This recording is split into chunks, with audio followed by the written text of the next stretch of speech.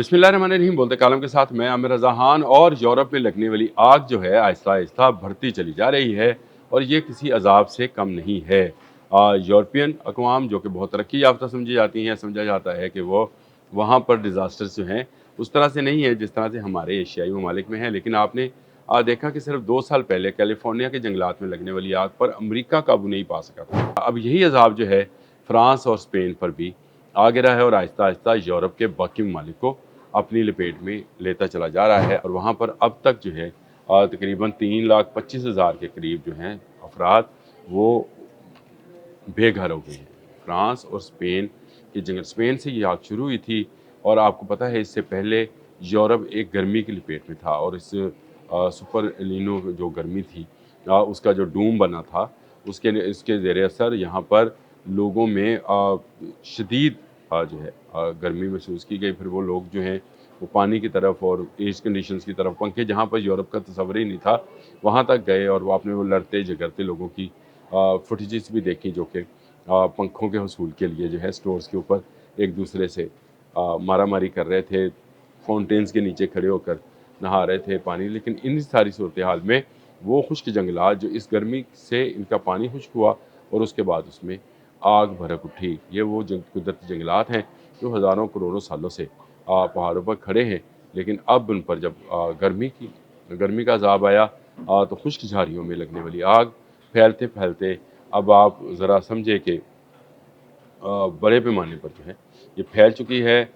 इससे 77,000 हेक्टेयर से ज़ायद रकबा जो है वो इस वक्त आग की लपेट में है। बेशुमार लोग जो हैं वो अपनी जान से गए हैं।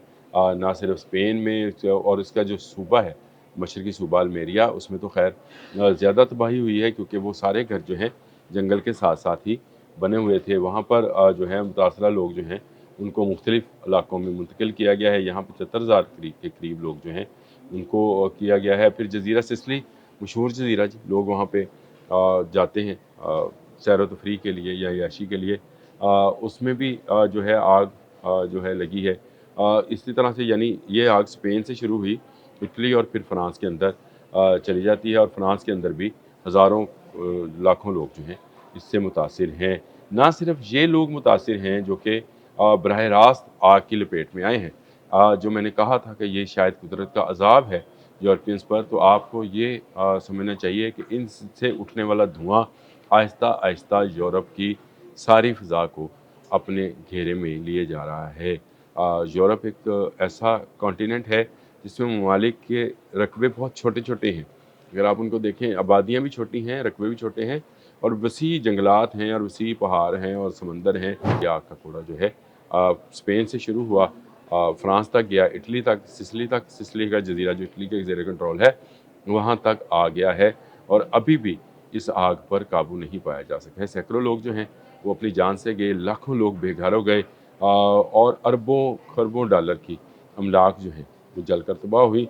लकड़ी जो जल रही है वो तो अलग से है, लेकिन इसके साथ साथ आलूदगी का एक बड़ा जो है आप उसको कहेंगे कि सानिया कह लें या आलूदगी का एक बड़ा ख़तरा जो है अब यूरोपियंस अक़वाम के ऊपर मंडलाने लगा है। ये उठने वाला धुआं ज़्यादा जल्दी नीचे नहीं आएगा और ज़्यादा अगर जल्दी नीचे नहीं आएगा तो इसका मतलब ये है कि आने वाले सालों में मज़ीद गर्मी, मज़ीद आग और मज़ीद तबाही जो है यूरोपियंस को देखना पड़ेगी।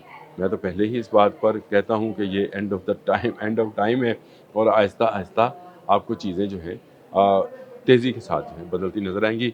अमेरिका जब कैलिफोर्निया की आग पर काबू नहीं पा रहा था तो यूरोप ने उसकी बेइंतहा मदद की थी। लेकिन इस वक्त फ्रांस और स्पेन इटली समेत जो है ममालिक आग की लपेट में हैं तो उनकी मदद करने वाला कोई नहीं है। उससे पहले आपको याद होगा तुर्की में एक बहुत बड़ी आग लगी थी जंगलात के अंदर और ये भी यूरोपियन कॉन्टिनेंट का हिस्सा तुर्की था जहाँ पर आग लगी थी। अब भी यूरोप ही जो है इस आग की लपेट में है और ये आग बढ़ती चली जा रही है। जो आग बढ़ेगी गर्मी और शदीद होगी और गर्मी शदीद होगी तो उससे पैदा होने वाली हरारत मज़ीद जंगल को आग की लपेट में लेती चली जाएगी।